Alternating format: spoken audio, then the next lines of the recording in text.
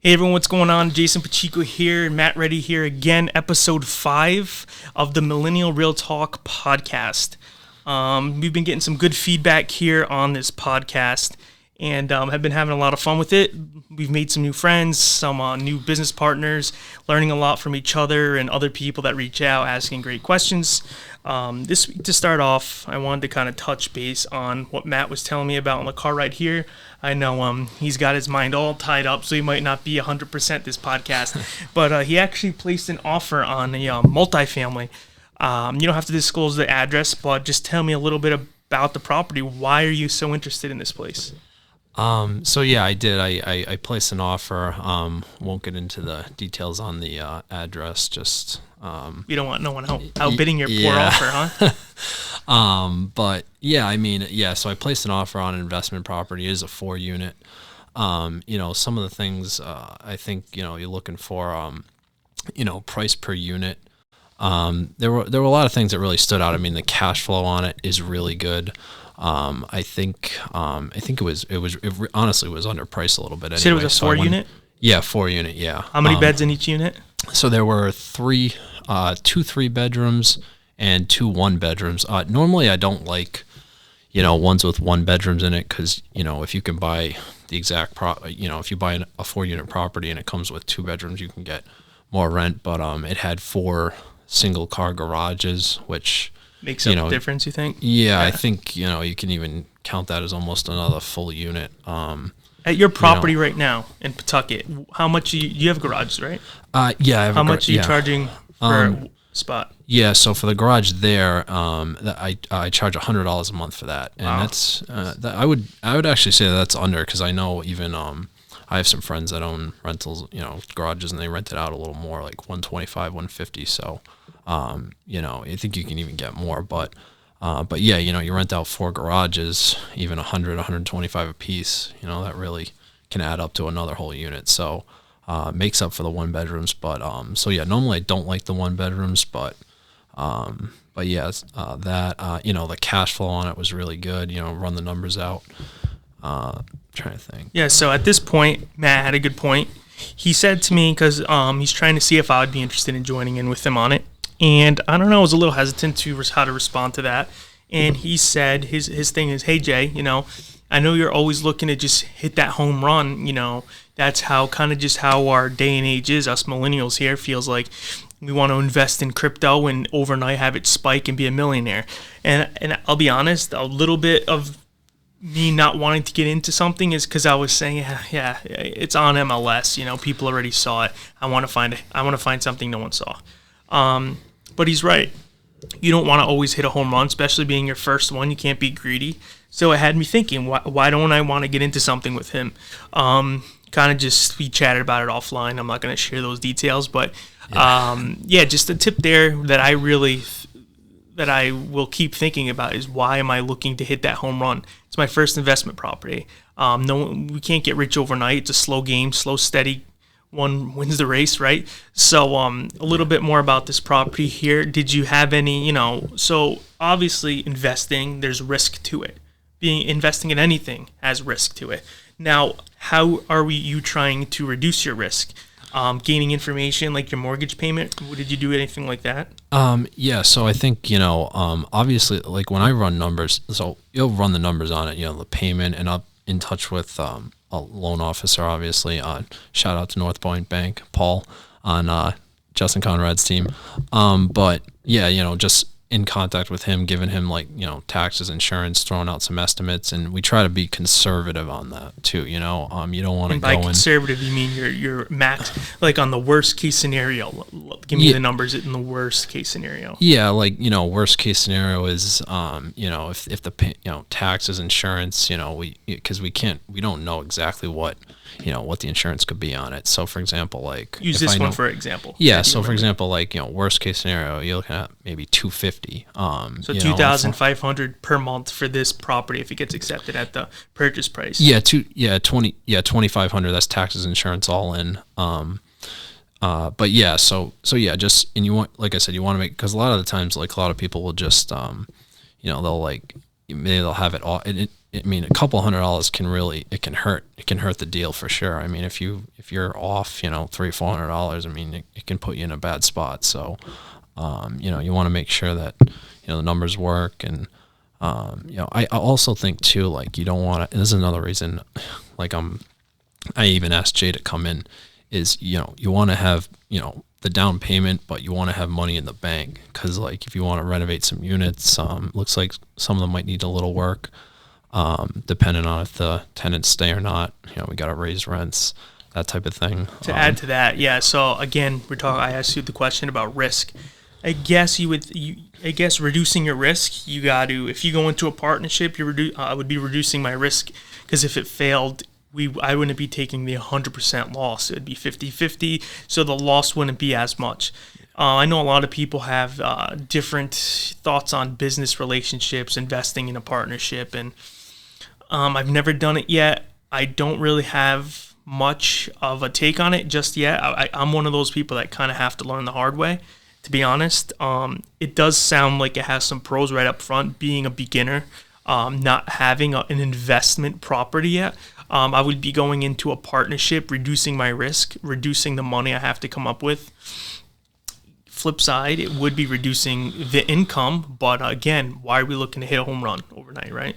Yeah. That's some good points. Yeah, I think, as far as reducing the risk too, I mean, I wouldn't say I'm not an expert, obviously, but, I do own a multifamily already, and just, like, I have some experience dealing with tenants, stuff like that. So, I mean, I think, and even as far as just day-to-day tasks, it's tough if tenant calls, someone can't make, if there's an emergency, he can't make it, I can make it, other way around, some of that day-to-day stuff, stuff comes up. So, yeah, there's some other different methods out there for the investing purposes. House hacking, we touched upon it, maybe episode 1 and 2, you can tune into that. It's where you pretty much live in one unit, rent out your other units in your property, and they're going to pay your mortgage, so you're living mortgage-free, essentially. 2 is the BRRRR method. I kind of really draw to that. It's pretty much where you buy something that needs a lot of work. You buy it at a really good discount. You buy it. That's the B. Then you rehab it. So you rehab it. You update everything. You rent it, and you refinance, pull out the money, and you repeat it. So you pretty much, let's say, for example, you put in $80,000 as your down payment, you buy the property, you rehab it, you rent it, all that.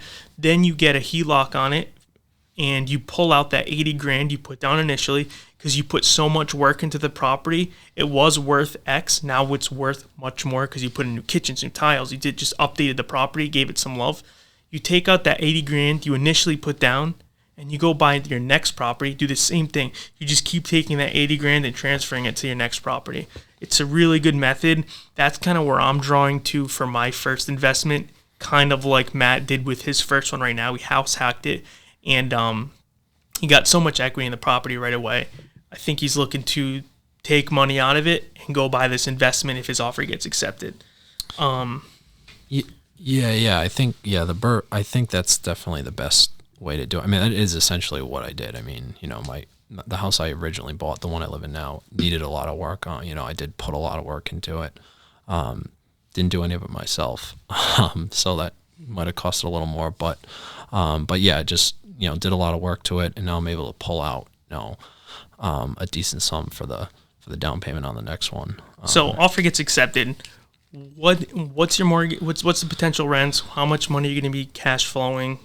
Touch on that. So the 2 3-bedrooms, they're at $1,200 right now. And if you're familiar with the area, whether you're a realtor or just an investor in Rhode Island, you can get in this particular area. I guess I can mention the town. It's in Woonsocket, Rhode Island, but in a 3-bed 1-bath, you can get $1,500. So it would bump those up from 12 to 15. And that's honestly without even doing anything to it. I mean, if you want to go in there, and again, this is where a partner really comes in. If you have some extra capital, and you should have a little anyway in reserve, but I'm talking about even more. You can go and renovate those, really blow them out, and then it's possible to get even more, 1,600, 1,700. So then the property value also goes up with that. Yeah, rents go up, value goes up. Hopefully, if everything goes well. Yeah. So yeah, you'll increase the value of the property, obviously. And again, the 1 bedrooms, I think there are $750 a piece. Yeah. So those could easily go for $950 to $1,000, maybe as far as $1,100. Again, you probably have to really renovate them out, but at least $950 anyway. And then I think, we touched on the garages. So what's all the income there? I think it's 50. I think I had it around 53 to 5,500. And that's conservatively. That's really with us not doing any work in the units. And then, we got the payment, taxes, and insurance all at 2,500. So quick math, you'd be making about 2,500. Quick math. Yeah, 2,500. Yeah, I think we had it at 2,300 after I paid water, or is that 2,800? And then paying the water, sewer, we had it around 23, 24. So yeah, that's about right. Yep. Cool. So yeah, that cash flow, and then obviously I have a partner, you split that, but you can use that money to reinvest and Yeah, now we'll wrap up this investor little segment here, but just wanted to touch base on the last podcast, bringing into today's that investment property I was looking at. Actually, so seller didn't agree with my price. Numbers really tight. Couldn't come to terms. So of course I said, I'm here as a real estate agent also. Here's my best offer. If this doesn't work for you, let's list it, put it up for sale, and see if we can get anyone else to buy it. And she just didn't want that. She's like, I'm just gonna sell it on my own. So it is what it is. So I lost it. But for now, maybe she comes back. I don't know. But that's where we're at with that. So hopefully your offer gets accepted. Hopefully that girl comes back and wants to accept mine. We'll have a lot to talk about next week. Yeah. Next topic I wanted to talk about today, just social media. So I was actually on a panel today, Coldwell Banker, New England panel, where I think there was about 60 people tuned in. There was about 5 panelists talking about social media and how to use it. Maybe more aiming it towards sales field. I think of social media, one, as my storefront. We don't have a storefront besides the office where it's 55 other agents' storefront. I want to make my own storefront, and social media is that for me. First off, you want to get on social media for your job. First question is what platforms are your clients on? So for me, Instagram, Facebook, a little LinkedIn, TikTok, those are the people that I'm trying to reach. Because again, who am I? That's what I needed to ask myself up front. Who do I want to be known as, and what do I do? This is what I need to portray to everyone.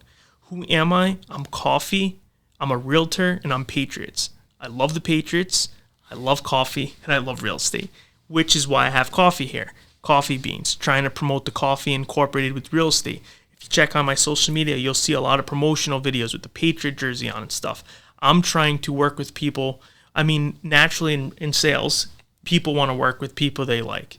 And if I'm trying to network to people like coffee, Patriots, and real estate, that's what I like. And if I attract a client with the same likes, we both have likes in common. We should like each other and get along well and have a good relationship. That's 2 there. So do you have anything to add to the social media part there? I think, people say the word consistent. You want to be consistent, you might go on YouTube. Consistency is key with content. Agreed. Now, what is consistency? Yes, posting consistently. But what else? Fonts, the fonts you use, try and use the same fonts on the same posts. Colors, the same colors, because actually if you look up a definition of a color or a font, there's meaning behind it. So, pick some fonts you like. Look it up online. What's the meaning behind the font? Does it fit your business strategy, views, and what you want to portray out there? And that's kind of where my fonts came into play, my color scheme came into play. I'm consistent with the colors, the fonts, and the posting. When Matt joined the team, I think you really started doing a good job on posting. Posting at first you're like, I got to post. What do I post? Not my favorite thing, but you found a calendar.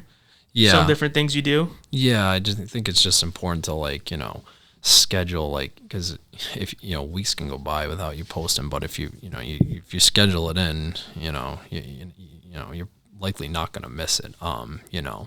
So just like if I had a showing, I have it on my calendar. It's 12 o'clock on a Wednesday, let's say. At 1 o'clock I got to post. That's just a real simple way to do it. I think works. So yeah, and social media is just so much you can do with it. It's a reminder.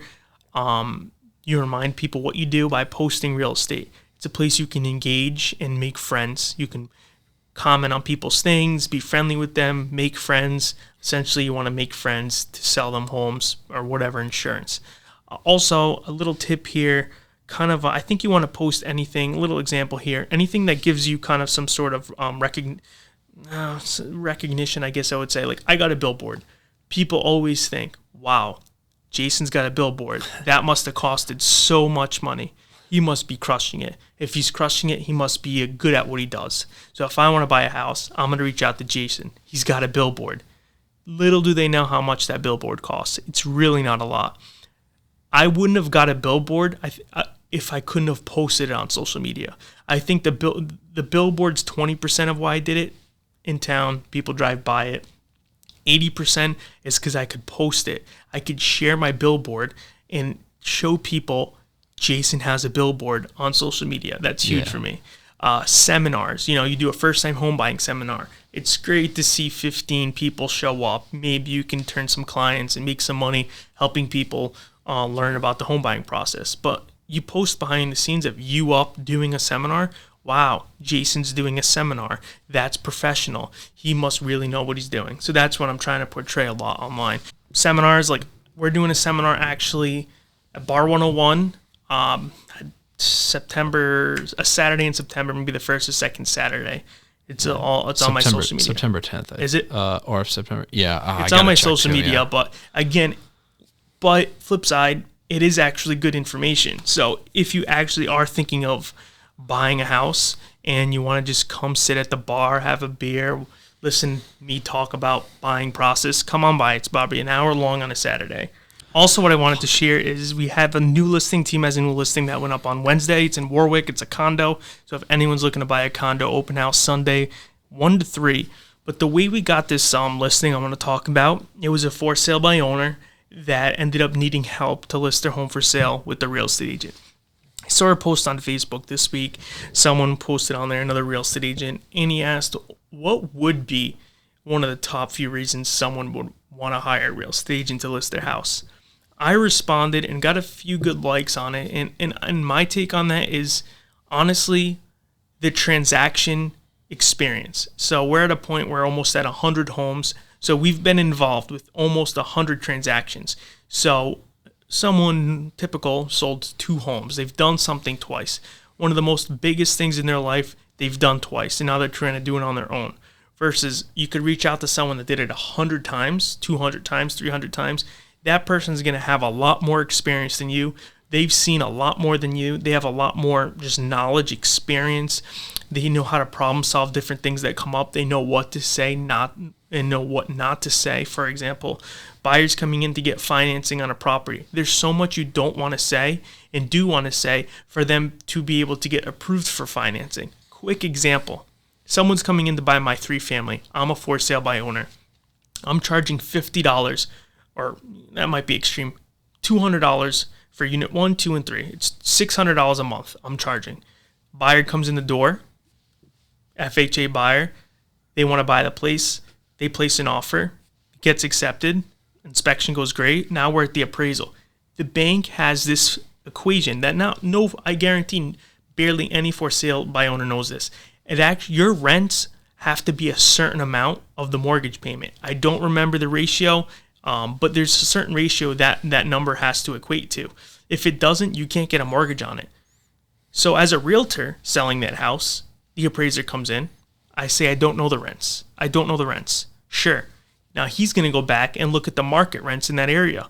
He's going to say, okay, he doesn't know the rents. It's my job to come up with what I think the fair market value of these rents are. So maybe he's going to say 1,500, 1,500, 1,500. Now, whatever that equals, yeah, that that meets the requirement for this buyer to get financing. A for sale by owner would be like 300, 500, 400. That's not going to equal the equation most likely to get that. So now the buyer's going to get denied a mortgage, and now a for sale by owner is going to be like, oh, I didn't know that. Now I have to start all over again. Just one example of thousands of why a for sale by owner should really use a real estate agent. We just have so much more experience, knowledge, and information on the process of financing, property condition, what a buyer can get financed on, can't, bunch of different examples. Yeah. Yeah, a lot of good points. I think even from the buy side too, a lot of people don't, like a lot of buyers, especially first time home buyers, and there's nothing wrong with it. They're literally first time home buyers. And just the little amount of information they do know will really, it shocks me sometimes, but then I remember, like, I'm doing this for a living, and I already did buy a home 3 years ago. So but yeah, just the little amount they do know, whether you're in the barber shop, or I overhear conversations, the grocery store, and you hear people talking about it, and it's, man, they really don't know. And there's a lot of things you can get eaten alive. Yeah, so many, like, just another thing comes to mind. Let's say you bought a property, didn't like it, you want to sell it in 2 months. Buyer comes in, FHA buyer, very, very, very common buyer, 3.5% down. They go and buy it. They're not going to get financing on it because you didn't own it for, I think it's 3 months, right? Yeah, 3 months. So again, back to square zero. Just another thing there. Now to go back on the house hacking thing, as a buyer now, I said, it's good to have some for sale by owners. Now about buyers. Buyers need representation. Someone comes to themselves and they said, you know what, I'm going to buy a house all by myself, and my mortgage payment's going to be this amount. I want a house hack, so I want to get in there, and I don't really want to pay my mortgage. I want the unit one to pay it for me. Now you go see these homes and you're like, gee, this unit's empty.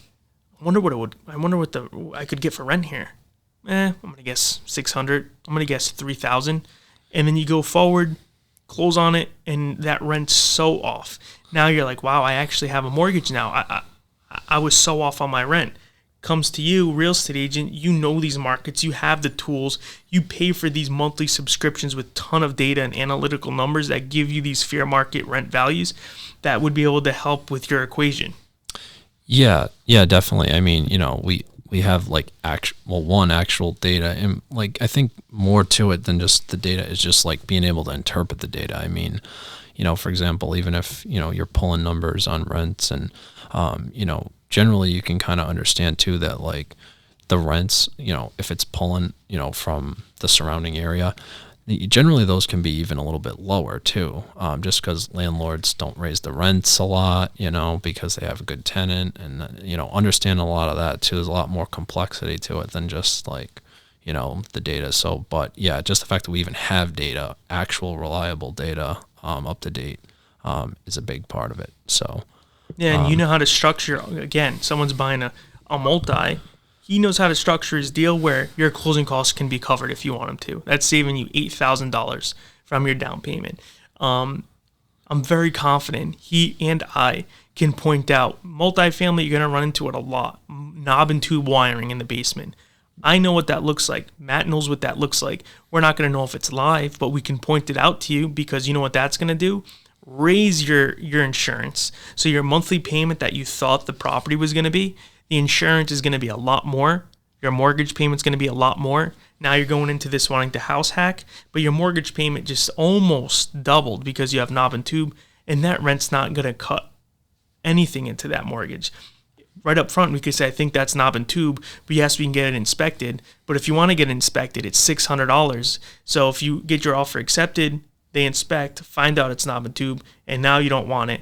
So you lost out on time and the inspection cost. So right up front, we could say, I'm 80% positive that's knob and tube. Don't know if it's active. Then it's up to the buyer to make their educated, decision. But we can point that out to them. Where a first-time home buyer won't look up and see if there's knob and tube. They're just not looking at that. They're looking at the washer and dryer is so new. I wonder if it's coming with the property.